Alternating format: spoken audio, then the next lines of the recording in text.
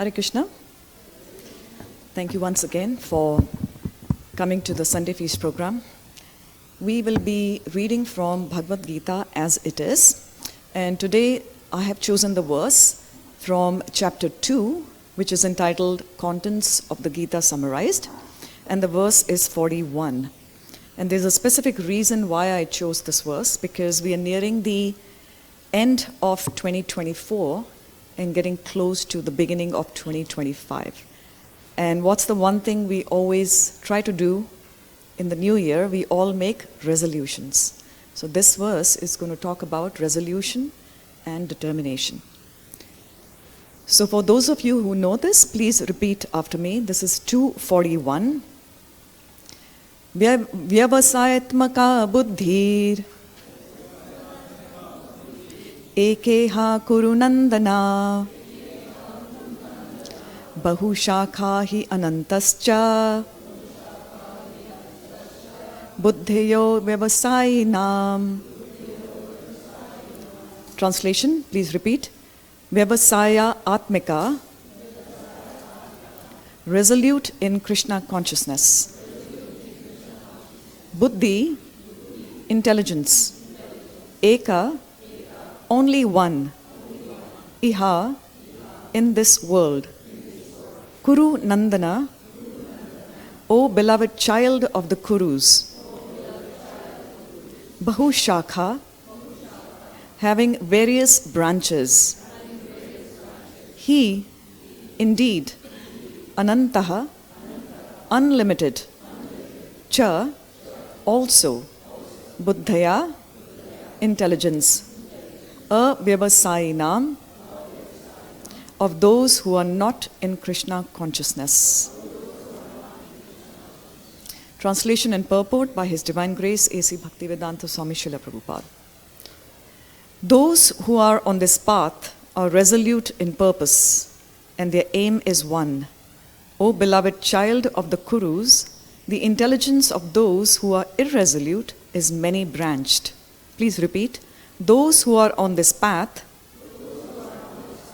are resolute in purpose, and their aim is one. O beloved child of the Kurus, the intelligence of those who are irresolute is many-branched. Purport. A strong faith that by Krishna consciousness one will be elevated to the highest perfection of life is called Vyavasayatmika intelligence.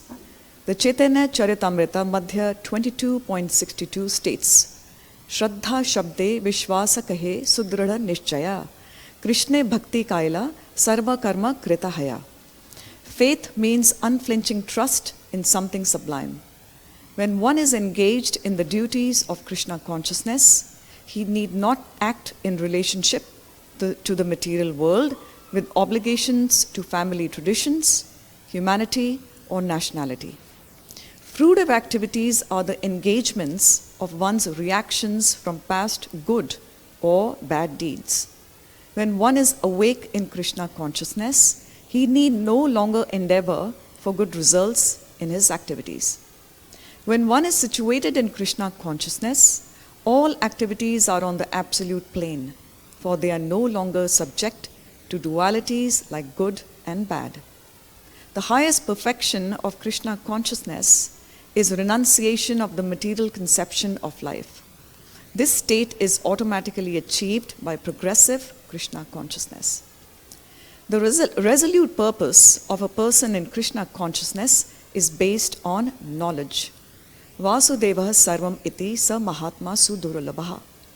A person in Krishna consciousness is the rare good soul who knows perfectly that Vasudev or Krishna is the root of all manifested causes.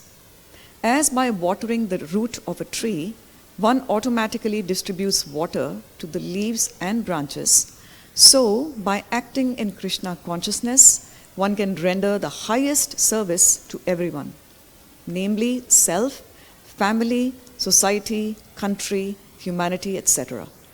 If Krishna is satisfied by one's actions, then everyone will be satisfied. I repeat this again. If Krishna is satisfied by one's actions, then everyone will be satisfied. Service in Krishna consciousness is, however, best practiced under the able guidance of a spiritual master who is a bona fide representative of Krishna, who knows the nature of the student and who can guide him to act in Krishna consciousness. As such, to be well versed in Krishna consciousness, one has to act firmly and obey the representative of Krishna. And one should accept the instruction of the bona fide spiritual master as one's mission in life. Srila Vishwanath Chakravarti Thakur instructs us in his famous prayers for the spiritual master as follows. Yasya prasadat bhagavat prasado, yasya prasada nagati kutopi, dhyayan stubams tasya yashyas trisandhyam, vande guru shri charanaravindam. By satisfaction of the spiritual master, the Supreme Personality of Godhead becomes satisfied. And by not satisfying the spiritual master, there is no chance of being promoted to the plane of Krishna consciousness. I should therefore meditate and pray for his mercy 3 times a day and offer my respectful obeisances unto him, my spiritual master. The whole process, however, depends on perfect knowledge of the soul beyond the conception of the body. Not theoretically, but practically, when there is no longer a chance for sense gratification manifested in fruitive activities. One who is not firmly fixed in mind is diverted by various types of fruitive acts. Translation once again. Those who are on this path are resolute in purpose, and their aim is one. O beloved child of the Kurus, the intelligence of those who are irresolute is many-branched.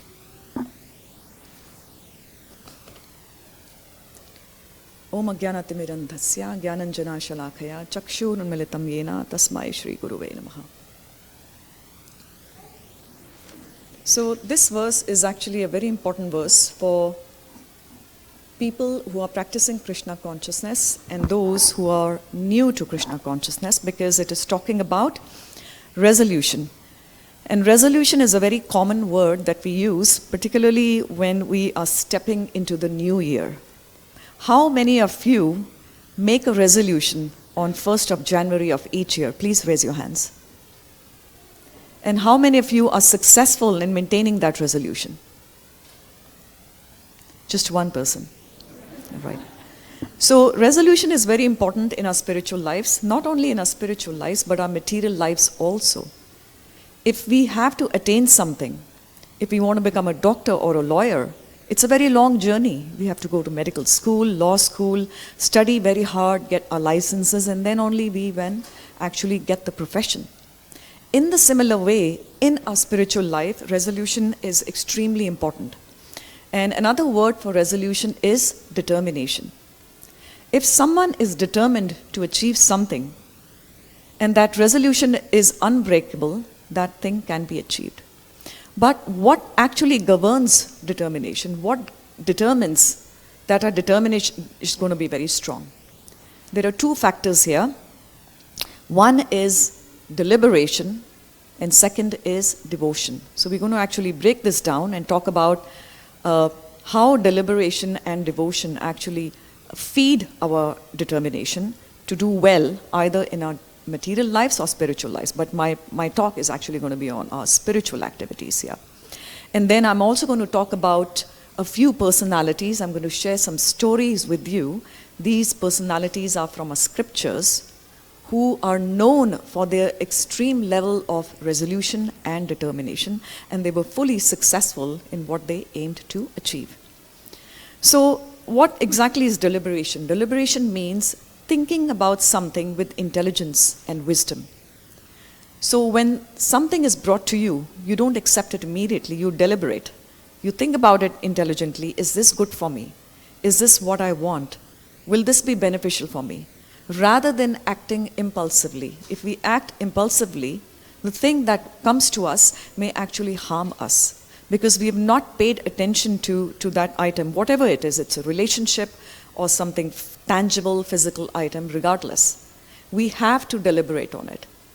And Krishna has given us the human beings the intelligence to actually deliberate. And this intelligence has to be used very, very conscientiously in the right direction so that we can deliberate properly. And once we deliberate in a positive way, we can actually set on the path of determination. So the first factor is deliberation. So what happens when we are deliberating and we become determined, but something doesn't work out right for us? There is some problem, there is some obstacle, there is a loophole which completely foils all our plans. What is that one thing? And that one thing is our selfish desires, which come in the way of our determination. And selfish desires are present in all of us. What is the reason why we have selfish desires? Is because we are in the material world. So regardless of who we are, whether we are an animal or a human being, whether we are really exalted or whether we are not so exalted, compare a material world to an ocean. Regardless of whether you throw a pebble or a stone or a human being or a lion in the ocean, what is common to all of these four? They will all get wet, no matter what. In the similar way, the material world is designed in such a way that no matter who comes in here, we are all governed by what we call the three gateways of hell, which are known as lust, anger, and greed. And lust is the predominant initiating factor which leads to all other problems. There's lust. When lust is not satisfied, it leads to anger. And somehow anger makes a person greedy, that I want to get more. And then there's envy, there's illusion, and so forth. So all these vices strike us. So it is this selfish desire which actually sabotages our determination and makes us weak. And remember, I asked you in the beginning of the class, how many of you make resolutions? The common resolution is, I will try to lose weight and I'll go to the gym. You ask anybody, everyone tries to do that. And within a month's time, the gym membership is gone and people are relaxing and so forth. So what causes that determination to fail? Any would like to answer? What causes our determination to fail? What are the reasons? Yes.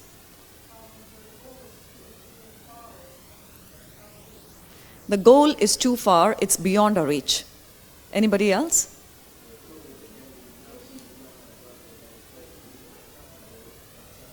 We are in a comfort zone. We don't want to be out of our comfort zone. Very good. Prabhu, you had your hand raised. Very good point. We are not getting the results immediately. And this happens because we are in an instant smart world, so-called smart world, but we are all actually becoming lazy. If you see, we're getting smarter, but we're getting much, much more lazier. And I don't need to expand on that. Everyone knows the impact of technology here. You had your hand raised, I'm sorry. Our goal is too vague, very, very important. Our goal is too vague. So whatever resolution you make, some resolutions are to make us physically better. I want to be fit, I want to look good. Some resolutions are, I want to be spiritually stronger, so I'm going to serve Krishna better, I'm going to behave with the devotees better, and so forth. So there are various reasons why our determination and resolution can fail. Could be laziness, the goal is too vague, the results are not instantaneous, and so forth. Yes, Prabhu. Distraction, extremely important point. Probably I would put this in the number one category, distraction. We get distracted from what we had aimed to achieve. And distractions are plenty in the world. There are plenty of distractions. And our mind, in fact, Arjun tells, the mind is very, very difficult to control. Oh my Krishna, how will I control it? This is in the Gita. And then Krishna gives all solutions to control the mind, but that will be another class. So what we're trying to say here is, there are a lot of factors which can actually destroy our determination and resolution. And that can be very detrimental in our spiritual lives. So that number one factor which is important for resolution and determination is deliberation. And the second one is devotion.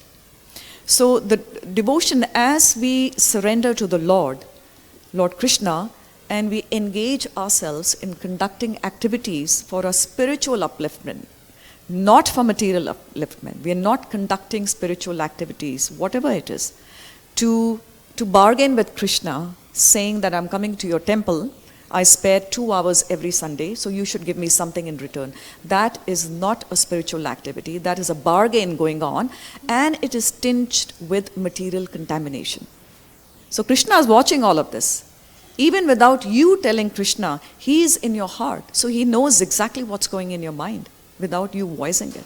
So essentially, when we say devotion, while deliberation actually clarifies us intellectually, because we use our intelligence, devotion gives us experiential experiences, essentially, because we are engaged in activities which are meant for the satisfaction of Krishna. So when our deliberation is strong, when our intelligence is clean and positive, and our devotion is strong, then we can actually be determined and resolute in our path towards spiritual activities.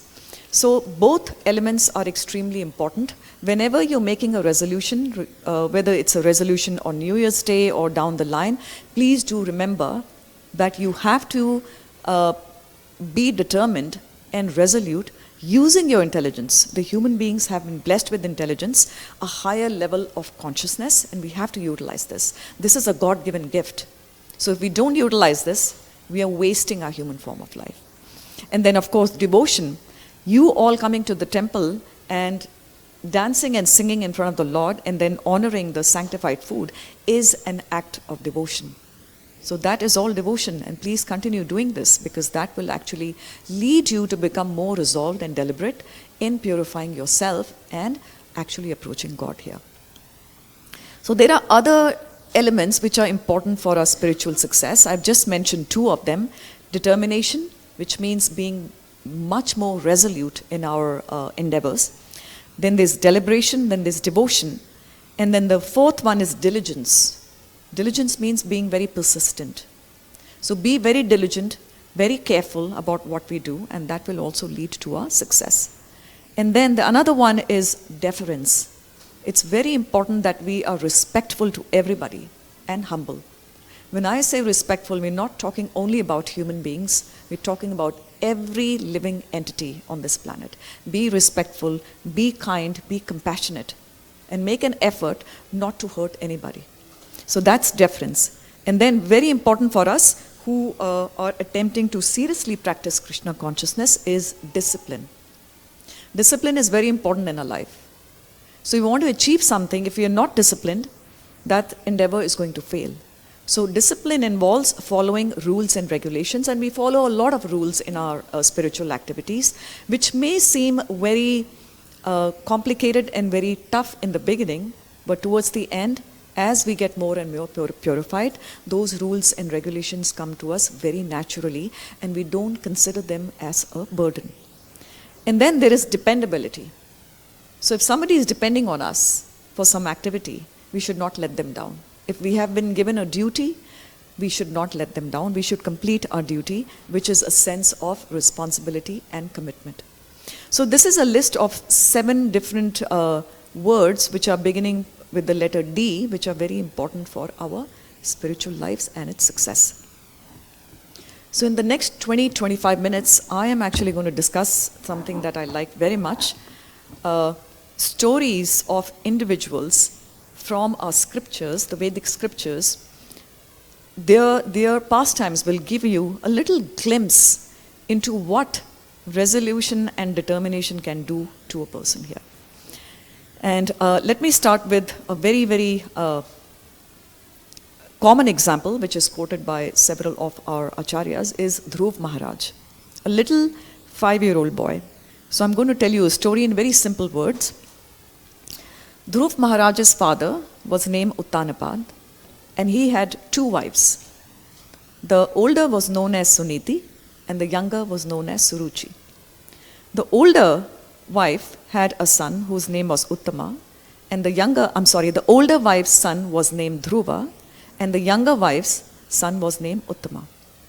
So one day the king was sitting on a throne, and as little kids, and Dhruva is only 5 years of age, as little kids, they all want to come and jump onto the laps of their father and mother, and they want to be cuddled and loved. That's what basically the kids are yearning for. And this is exactly what Dhruv tried to do one day. he went to the royal palace and he wanted to climb onto the lap of his father and get some love from him. Everyone is yearning for love.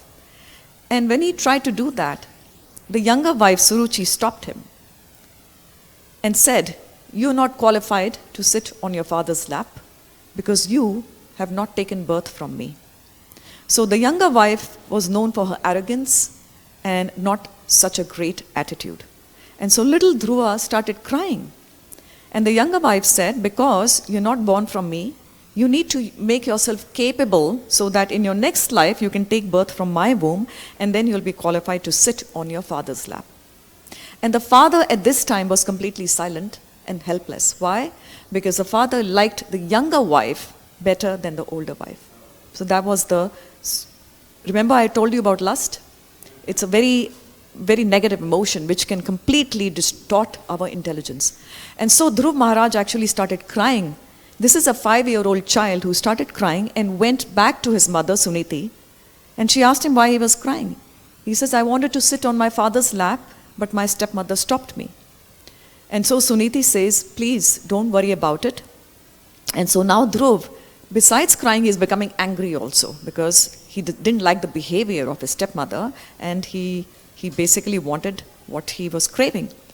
And so he started asking his mother, how do I achieve this? How do I make myself capable? And his mother, Suniti, gave him the best advice, that you only pray to God. Only God can help you in such a situation. And Dhruv Maharaj asks, "Where do I find God?" And so she says, "As per my knowledge, everyone goes to the forest to find God. And in the forest you can find him." And this little 5-year-old boy had a very strong resolution and determination. I am going to find God and I'm going to ask him that I should get a kingdom much larger than my own father's. In fact, I should get wealth and riches even more than Lord Brahma, the highest living entities. So he goes to the forest and he's wandering around trying to find where God is. And of course, at that time, a very sagacious personality comes there, known as Narad Muni. We won't go into the details, but Narad Muni actually gives him a very specific Sanskrit chant, a mantra, Om Namo Bhagavate Vasudevaya. And he tells Dhruva to just chant this and you will attain God. And it is mentioned that Dhruv Maharaj actually chanted this mantra continuously, repeatedly, for about 6 months or more. And he was in a meditative mood, his eyes were closed, and he was just chanting this, trying to attain God. And eventually, Lord Vishnu or Narayan actually comes to him and blesses him. So what was Dhruva's desire? His desire was a material desire. Because he was rejected by his father, remember, you can be rejected if a person is silent also. So rejection means if somebody is very helpless and you don't speak up, that is also rejection. So in this case, he wanted riches and opulences and wealth much greater than what his father had and what Lord Brahma had. And this is what his prayer was, to get something material. But as luck would have it, and as the mercy of the Lord would have it, the Lord blessed him with his conch shell, and immediately Dhruv Maharaj was completely purified. And when he opened his eyes, he saw the Lord standing in front of him. And the Lord said, "I am willing to give you all the riches and all the wealth." And Dhruv Maharaj says, "I don't want any of this." He completely rejected all of that. Why? Because that vision of the Lord was worth millions and billions of jewels, of palaces and so forth. So he realized that I don't need any material opulences. This vision should constantly remain in my mind. But Krishna is so kind.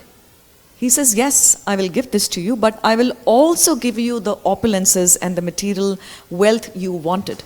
And this is basically a brand new planet which was created for Dhruv Maharaj, known as Dhruva Loka, which is the brightest planet that you can see in the sky. So when you go out in the next few days when it's not cloudy, please look up in the sky and you see the brightest shining, not a star, but a brightest object. That is actually Dhruva Loka, where Dhruv Maharaj is residing.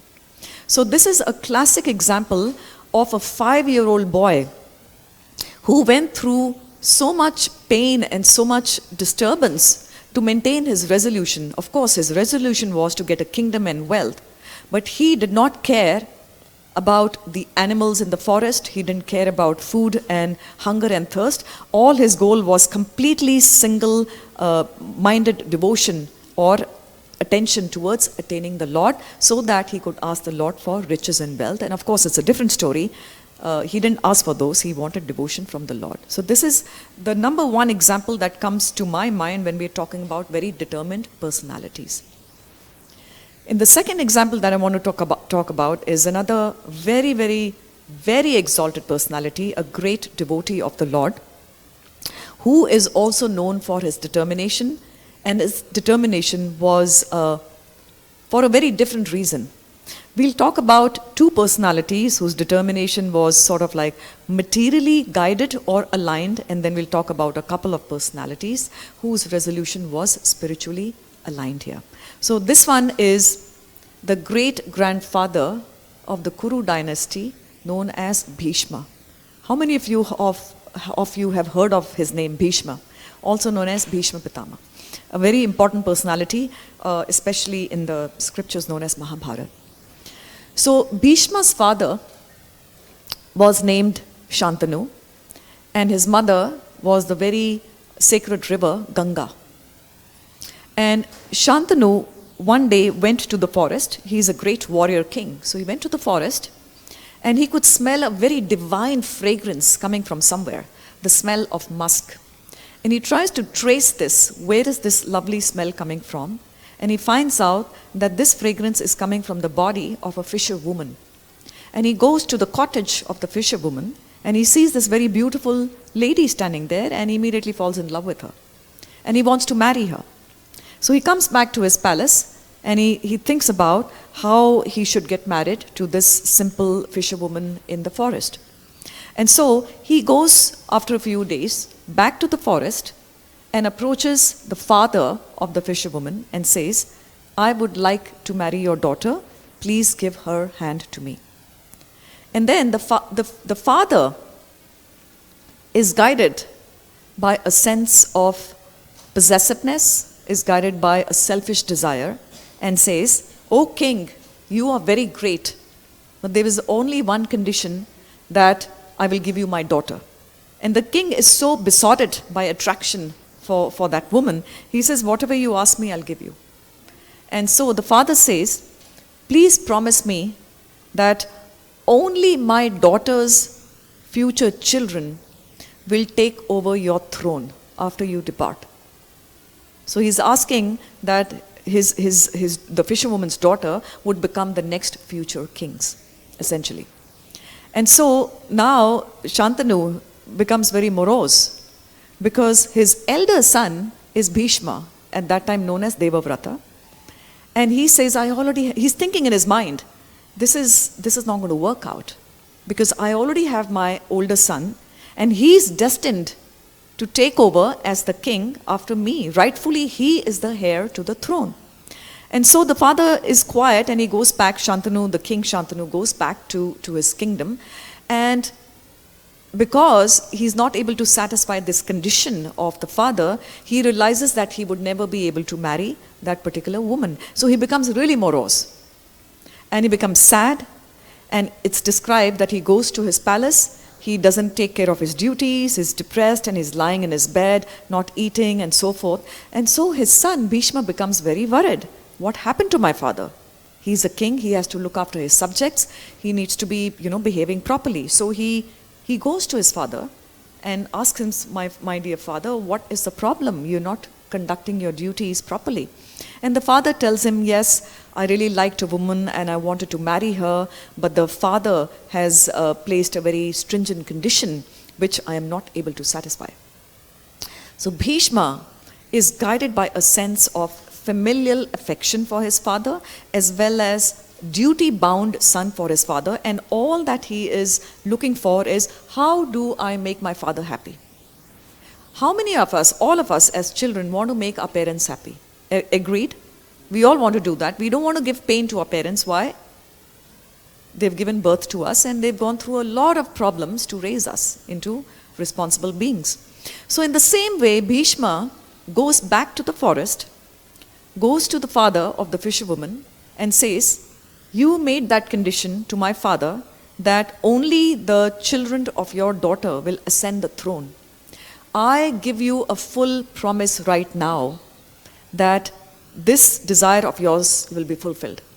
That I will renounce the throne. In fact, I will give up my right to sit on the throne. Please allow your daughter to marry my father." And so the father says, "But there is a problem here. You may renounce the throne, but what about your children? Your children will claim the throne, so that will be another obstacle."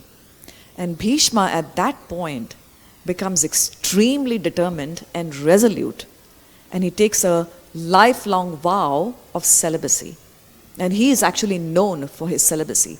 It's very nicely described how he raises his hand and takes a vow that from today onwards, I take a vow never to marry and never to have children. And because it was a very ferocious and a very loud vow, from that day onwards, his name came to be known as Bhishma. Otherwise, he was known as Devavrata. So that vow of celibacy actually proved to be a blessing as well as a big problem for the Kuru dynasty. And we won't go over it, but there is a whole story behind here. And so the father became really happy, and he gave his daughter away very joyfully to the king, and Shantanu was also very happy. But when Shantanu got to know that Bhishma has determined and take a strong resolution of never getting married and maintaining a vow of celibacy, he became very sad, because Bhishma is also his son. So he felt really sad that my own son has given up his desire to marry and have children just for my pleasure. So he blesses him. The father blesses the son that because of your great sacrifice, I give you a blessing that you yourself personally will determine when you will die and leave the body. So this was a major blessing which was given to Bhishma. And that is how, when we see in the Mahabharata, when Bhishma is lying on a bed of arrows after the battle of Kurukshetra, he's lying there for several days, I think 18 or more days, I'm not too sure the number.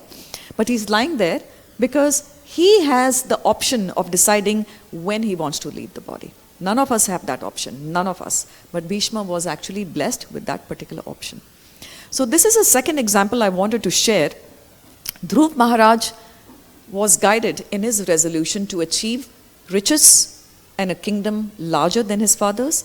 Bhishma was guided in his resolution to please his father and a sense of duty as his son here. The third example I want to give you, which is very dear to us, it's a very, very small incident that happened in the life of this very wonderful, great personality, but it's a very telling lesson for all of us. And I'm sure none of us would be able to follow this particularly. It's a very short story. It's not a story, it's actually an incident.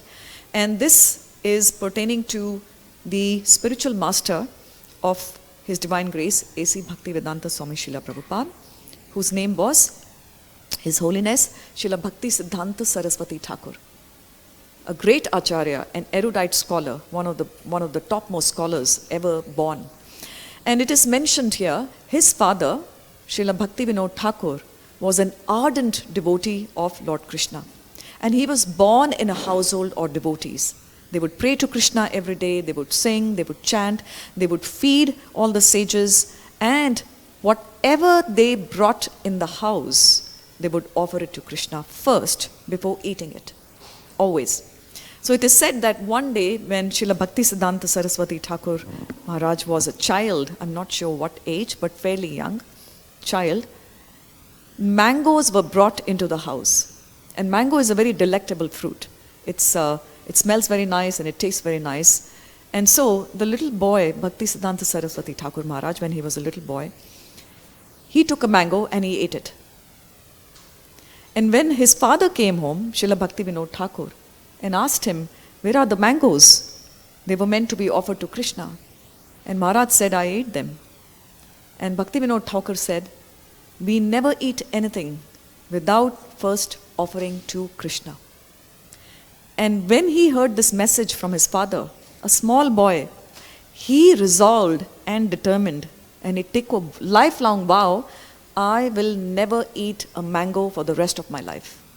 This is the level of resolution and determination of a very small boy. Imagine the depth of devotion that Maharaj had at such a young age that he completely renounced eating mangoes. Imagine if you were in the same situation and somebody tells you, do not eat wheat and rice for the rest of your life. How difficult that would be. So this is showing you the resolution of pure devotees of the Lord. When they resolve to do something and they are guided by a sense of determination and devotion, they do achieve the outcome. And of course, they are giving inspiration and instruction to us how we can enhance our determination and resolution to serve Krishna better. And this is what our resolution should be in the new year. It's good to be fit, it's good to be physically healthy, because if we are not physically healthy, how do we serve the Lord also? So maintaining good health is very good, but we should not be enamored and infatuated and addicted by it. That, okay, I really want to look good and this is my whole goal in life. No, you have to find out, if I want to do something, what is the goal? One of you mentioned that it's very vague. Your goal has to be very well defined. If it's extremely abstract, then your resolution is also going to be vague and abstract. So all our resolutions coming on in about 2 or 3 days' time is, how do I become spiritually more advanced? How do I become stronger? How do I become more introspective about the faults and the problems in me, rather than finding faults in others? It is said that when you find a fault in others, when you do this to a finger, which is actually a cursing finger, it is said that first look at the 4 fingers which are pointing towards you. So you have to find the fault in yours before actually finding the fault in others.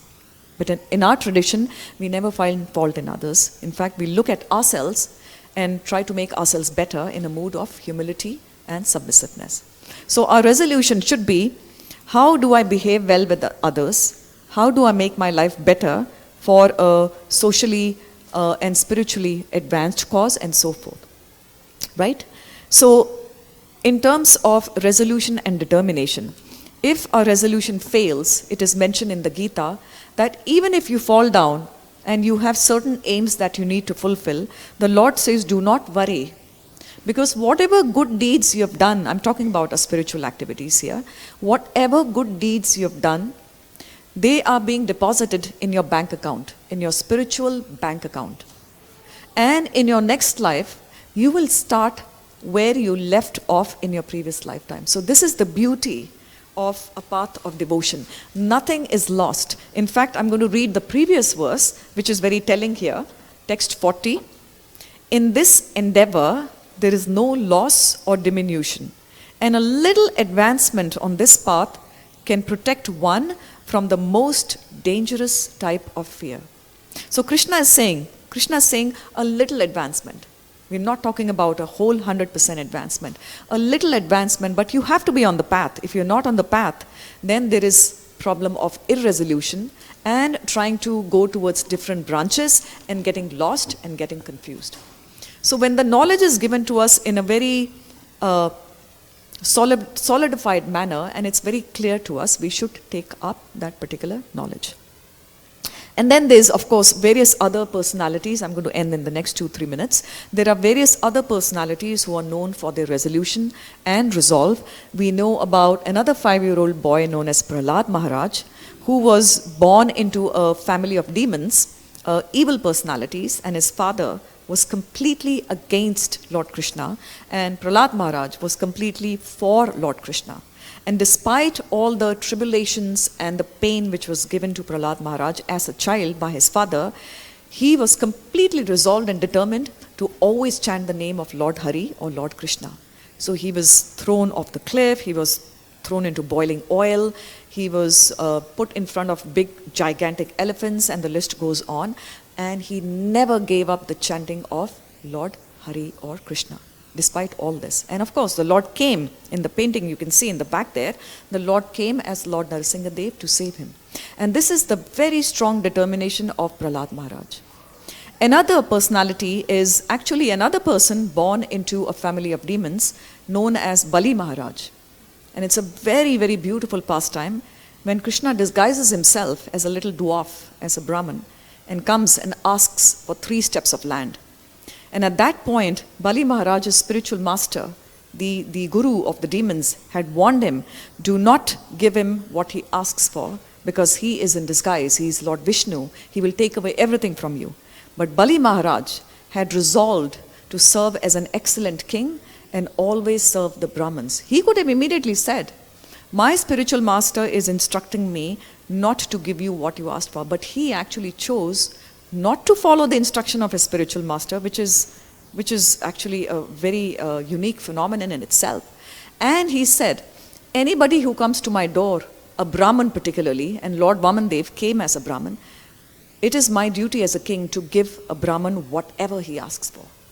And Lord Vamandev asked for 3 steps of land, and he of course covered the entire universe, and the 3rd step was placed on Bali Maharaj's head. So this is another personality who is known for his resolve and determination not to sway away from the path of his duty as a king. And then of course we have Hanuman, who is known for his extreme determination and resolve to help his Lord Ramachandra in his resolve to find Mother Sita. And so Hanumanji went to great lengths to cross the ocean, to enter into the kingdom of Lanka, to set fire to the kingdom of Lanka, solely for the purpose of satisfying Lord Ramachandra and assist him in finding his wife. So if you read our scriptures, there's so many personalities who set an example for us in terms of us being determined and resolute in our purpose of life. And that purpose of life should be guided by long-term aspirations, not short-term pleasures. Short-term pleasures are very temporary and they're very finicky. They're not going to give us any joy. It's the long-term aspirations which are actually going to give us full fulfillment. And remember, as human beings, we are not telling you to give up conducting your material activities. We're not telling you that give up everything and go to a cave and start meditating. Krishna has given us all certain qualities and features and characteristics. These are God-given gifts. So rather than renunciation, in fact, Arjuna asks, is renunciation better? Or, he's asking this question in chapter 18, and Krishna says, better than renunciation is using all your material assets for my pleasure. And so whatever we have, whatever Krishna has given us, our qualities, our abilities, our skills, our wealth, our power, if we dovetail them, not for our self-satisfaction, but for the satisfaction of Krishna, our life, this human form of life, is completely successful. And with that, I would like to end the class.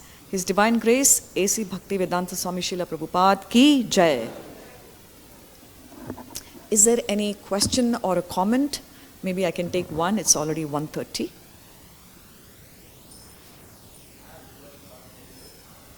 The nature of time, yes.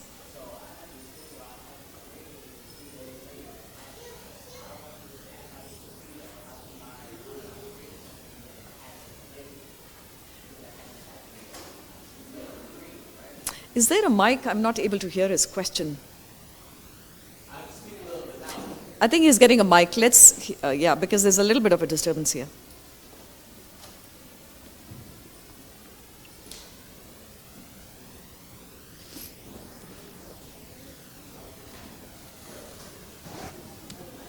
So my question is on time. So I'll dream something and then it happens a few days later. But I don't understand how this could be, because if it hasn't happened yet, I shouldn't be able to dream it if dreams come from the subconscious. So how is it that I can have an experience of something that hasn't happened yet? Thank you for your very interesting question.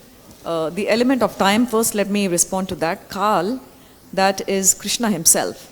Krishna says in the Gita, I am time. And your second interesting observation is you saying, so please correct me, you saying that you dream of something and it happens 3 days later. I mean, the amount of days isn't the... Right, but it happens. Yes. So does that happen regularly, or is it just one-off incident? It's happened a few times, yeah. Okay. So that's very interesting that something is happening, that's something which is meant to happen, you're actually getting a premonition in your dreams, which is very interesting. It doesn't happen to most of us. So I'm not a psychologist, but based on my studies, I can say that there is something very deeply buried in your subconscious, which you're desiring to do, and your desire is very strong to do that, whatever it is, an activity or an event or whatever, it's deep in your subconscious. And so before that activity can manifest, because it is so deep in you and it is absorbing your intellect and your mind and your brain, essentially that is being guided by your level of subconscious behavior to emerge as a dream. Because already you are striving for that to happen. So before even that has happened, already you're getting like a vision that since I'm striving for this, it's like an imprint. It's like an imprint on your mind, and in your dream it is getting manifest. And in reality, it may manifest after a day or months or whatever, but it is actually your desire for something to happen, and which is actually very unique. I'm very surprised to hear that something happens very clearly based on what you have dreamt of. So that means that's something which you're dreaming of is very dear to you, and you're aspiring for that particular event or item quite deeply. If you would like, we could have a conversation about it more deeply, or right now, I don't know. Sure, but I may not be qualified because this is a question for a psychologist, someone who actually deciphers dreams and so forth. I don't think it's a question for a psychologist. It's more of a spiritual thing, because this isn't something I wanted to happen. It's just something that happened, So I dreamed I was borrowing somebody's vehicle and the vehicle took off. And I went going and chasing the vehicle, somebody else's. And then I found the vehicle crashed in front of some police. And then 3 days later, my friend drops off her dog. I have no idea this is going to happen. I let the dog go without the leash. It runs away, and I go chase after it, and I find it laying down in front of some police. But that's not the first time that's happened to me, and it wasn't the last. But that was the most obvious. Very interesting. I can't deny that. Very interesting. That this happened to me, So, thank you for sharing that. And yes, I'm happy to have a conversation. But do remember, dreams have a biological basis also. So I'm speaking Right. this as a biologist here too. So Okay. dreams have both a physiological basis and may or may not a spiritual basis. So really depends on what's in your dream.